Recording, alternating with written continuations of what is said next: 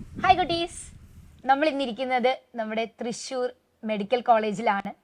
തൃശ്ശൂരിലുള്ള നമ്മുടെ ഹൈബ്രിഡ് ക്യാമ്പസിൽ പഠിച്ച് അതിനുശേഷം തൃശ്ശൂർ മെഡിക്കൽ കോളേജ് ചൂസ് ചെയ്ത് ഇവിടെ എത്തിയ സ്റ്റെഫിനാണെന്ന് നമ്മുടെ കൂടെ ഉള്ളത്. അപ്പൊ ആദ്യം തന്നെ സ്റ്റെഫിനെ, എങ്ങനെയുണ്ട് കോളേജ്? കോളേജൊക്കെ നല്ല അടിപൊളിയാണ്. ഇഷ്ടമായി. സീനിയേഴ്സ് ആണെങ്കിലും ടീച്ചേഴ്സ് ആണെങ്കിലും എല്ലാവരും ഭയങ്കര അടിപൊളിയാണ്. അപ്പൊ ഭയങ്കര ഒരു ഫ്രണ്ട്ലി അറ്റ്മോസ്ഫിയർ ആണ് ഇവിടെ ഉള്ളത്. തൃശ്ശൂർ ക്യാമ്പസ് നമ്മുടെ ഫസ്റ്റ് ഇയർ വന്ന് ജോയിൻ ചെയ്തു. അപ്പൊ ഇതിനു മുമ്പ് തൃശ്ശൂരല്ല, പത്തനംതിട്ടക്കാരിയല്ലേ? അപ്പൊ പത്തനംതിട്ടയിൽ നിന്ന് തൃശ്ശൂര് നമ്മുടെ ക്യാമ്പസിലെ ഹൈബ്രിഡ് ക്യാമ്പസിലാണ് വന്ന ശേഷമാണ് തൃശ്ശൂര് വന്നത്. അപ്പൊ തൃശ്ശൂർ എങ്ങനെയുണ്ട് സ്ഥലം? തൃശ്ശൂരൊക്കെ അടിപൊളിയാണ്. അടിപൊളി സ്ഥലമാണ്. സ്ഥലമൊക്കെ കണ്ടു? കുറച്ചൊക്കെ സ്ഥലമൊക്കെ കണ്ടു. അപ്പോ മെഡിക്കൽ കോളേജിൽ വരുമ്പോഴത്തേക്കും എന്നാലും ഹൈബ്രിഡ് ക്യാമ്പസ് നിന്ന് മെഡിക്കൽ കോളേജ് വരെ ഒരു ഡിഫറൻസ് ആണ് അല്ലെ? പഠിക്കുന്ന എല്ലാ ടോപ്പിക്കും മാറി, അതുപോലെ തന്നെ പഠിക്കുന്ന സബ്ജക്റ്റുകൾ മാറി. അപ്പൊ എങ്ങനെയുണ്ടായിരുന്നു ഫസ്റ്റ് ഇയറിന്റെ ക്യാമ്പസ് എക്സ്പീരിയൻസ്? മെയിൻ ആയിട്ട് ഡിസെക്ഷൻ ടേബിൾ എക്സ്പീരിയൻസ് പറയുന്നത് കേട്ടോ. ആദ്യം വന്നപ്പോൾ ഭയങ്കര എക്സൈറ്റഡ് ഒക്കെ ആയിരുന്നു. 2 ആഴ്ച ഫൗണ്ടേഷൻ ഒക്കെ കഴിഞ്ഞിട്ടാണ് നമ്മൾ വൈറ്റ് കോട്ട് സെറമണിയും കഴിഞ്ഞിട്ടാണ് നമ്മൾ ഡിസെക്ഷൻ ഹാളിലേക്ക് ആദ്യം ഓത്തെടുക്കാനൊക്കെ കയറുന്നത്. അപ്പൊ ആദ്യം ഒരു പേടിയൊക്കെ ഉണ്ടായിരുന്നു. ഒരു 17 കടാവറൊക്കെ കണ്ടപ്പോഴേക്കും നല്ല പേടിയൊക്കെ ഉണ്ടായിരുന്നു.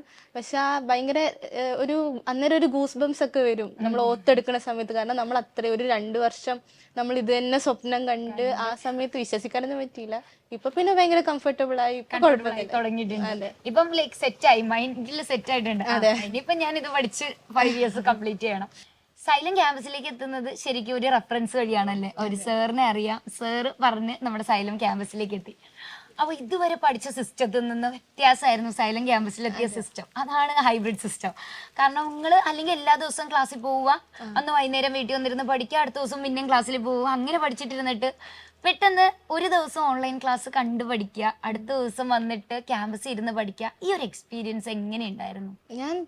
പൊതുവേ ഞാനൊരു സ്ലോ ലേണർ. എനിക്ക് പഠിക്കാൻ നല്ല സമയം വേണം. അപ്പം ഒരു കുഞ്ഞു ടോപ്പിക്ക് പഠിക്കാൻ ഒരു 2 ദിവസം കിട്ടുക, 2 ക്ലാസ് കിട്ടുക, അതൊക്കെ എന്നെ ഭയങ്കരമായിട്ട് ഹെൽപ്പ് ചെയ്തു. അപ്പം ഈ 2 ദിവസം ഒരു ടോപ്പിക്ക് പഠിക്കാൻ കിട്ടുമ്പോൾ തന്നെ നമുക്ക് ആ ടോപ്പിക്കിൽ നിന്ന് മാക്സിമം ക്വസ്റ്റ്യൻസും ചെയ്യാൻ പറ്റും. പലപ്പോഴും കുട്ടികളെ ഹെൽപ്പ് ചെയ്യുന്ന ഒരു ഫാക്ടർ ഇതാണ്. കാരണം നമ്മൾ ഭയങ്കര ഫാസ്റ്റ് ലേണർ അല്ലെങ്കിൽ അന്ന് ക്ലാസ് ഇരുന്ന് പറഞ്ഞ സാധനം അന്ന് വൈകുന്നേരം കൊണ്ട് തീരില്ല.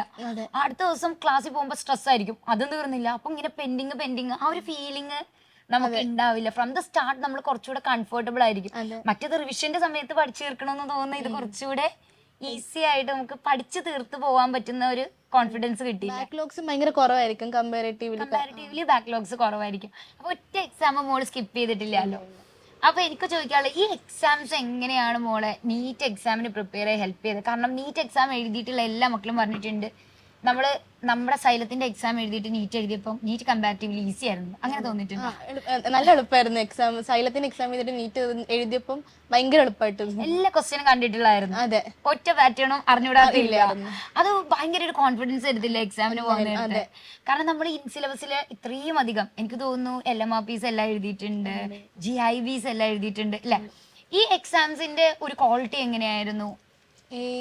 LMRP എന്ന് പറയുമ്പോഴത്തേക്കിന് നീറ്റ് എക്സാമിനെക്കാളും നല്ല റേഞ്ചുള്ള സംഭവം. അപ്പോൾ നമ്മൾ LMRP ഒക്കെ ആദ്യമായിട്ടൊക്കെ എഴുതുമ്പോഴത്തേക്കിന് ഈ ബയോളജി കെമിസ്ട്രി എഴുതി കഴിഞ്ഞിട്ട് ഫിസിക്സ് നമുക്ക് നോക്കാനേ തോന്നൂല. കാരണം നമ്മൾ പകുതി അറിയില്ല, കാരണം അത്ര നല്ല റേഞ്ചുള്ള സംഭവം. പക്ഷെ അപ്പോൾ നമ്മുടെ ടീച്ചേഴ്സൊക്കെ വന്നിട്ട് കുഴപ്പമില്ല, സാരമില്ല ഫിസിക്സ്, കാരണം ഫിസിക്സ് ആയിരുന്നു എനിക്ക് കമ്പാരറ്റീവ്ലി നല്ല ടഫായിട്ടുള്ള സംഭവം.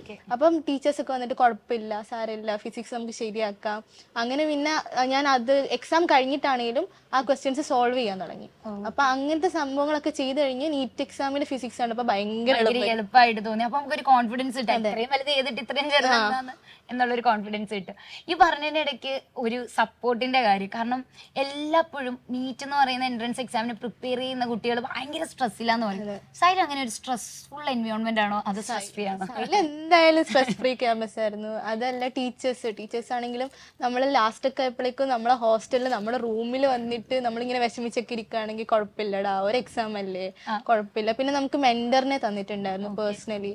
അപ്പൊ അവര് ഓരോ എക്സാം കഴിഞ്ഞിട്ട് നമ്മളെ വിളിക്കുക. അപ്പൊ നമുക്കൊരു എക്സാമിൽ ഒന്ന് മാർക്ക് കുറഞ്ഞിട്ടുണ്ടെങ്കിൽ നമ്മൾ അതിന്റെ വിഷമത്തിലായിരിക്കും. അപ്പൊ ആദ്യമൊക്കെ നമ്മള് സാറേ അങ്ങനെയായിരുന്നു എന്നൊക്കെ പറഞ്ഞ് കുറച്ച് ഫോർമാലിറ്റി ഒക്കെ കാണിച്ചായിരുന്നു സംസാരിച്ചിരുന്നത്. പിന്നൊക്കെ എന്ന് പറയുമ്പോഴത്തേക്കിന് ഇല്ല സാറേ, പൊട്ടി സാറേ എന്നൊക്കെ പറഞ്ഞു. സാറ് പറയില്ല, കുഴപ്പമില്ല, നമുക്ക് ഇനിയാണെങ്കിൽ എക്സാംസ് ഉണ്ടല്ലോ. ഇത് ഭയങ്കര സപ്പോർട്ടായിരുന്നു, വീട്ടിലൊരാളെ പോലെ തന്നെ. അപ്പൊ ഒരിക്കലും നമുക്ക് ഇവിടെ ക്യാമ്പസിൽ ഒന്ന് നിന്ന് പഠിക്കുമ്പോഴത്തേക്കും അങ്ങനെ ഒരു ഫീൽ ഉണ്ടാവില്ല. വീട്ടിൽ നിന്ന് മാറിക്കാണ് ലാസ്റ്റ് മിനിറ്റ് വീട്ടിൽ പോകണമെന്ന് തോന്നില്ല. അങ്ങനെ അപ്പോൾ നീറ്റ് 2025 എഴുതാൻ പോകുന്ന മക്കള് ലാസ്റ്റ് മിനിറ്റ് പ്രിപ്പറേഷൻ നിൽക്കുകയാണ്.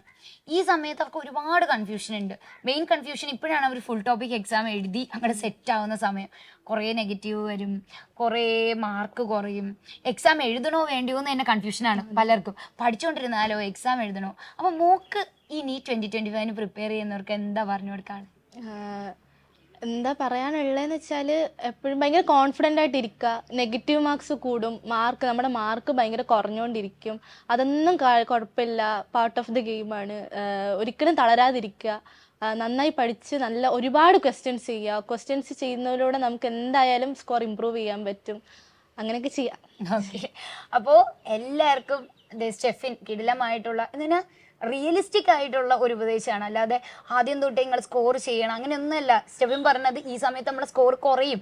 It is natural. നിങ്ങൾ അത് അണ്ടർസ്റ്റാൻഡ് ചെയ്യുക, എന്നിട്ട് നിങ്ങൾ എന്ത് ചെയ്യുക, ആ തെറ്റെല്ലാം പഠിക്കുക, തെറ്റുള്ളതെല്ലാം പഠിച്ചിട്ട് നമ്മുടെ നീറ്റിന് വേണ്ടി പ്രിപ്പയർ ചെയ്യുക.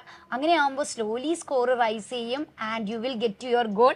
അതിന് എക്സാമ്പിൾ ആണ് Steffin. So all the very best for your NEET 2025. എല്ലാവരും കിട്ടിലായിട്ട് പ്രിപ്പയർ ചെയ്യും കേട്ടോ.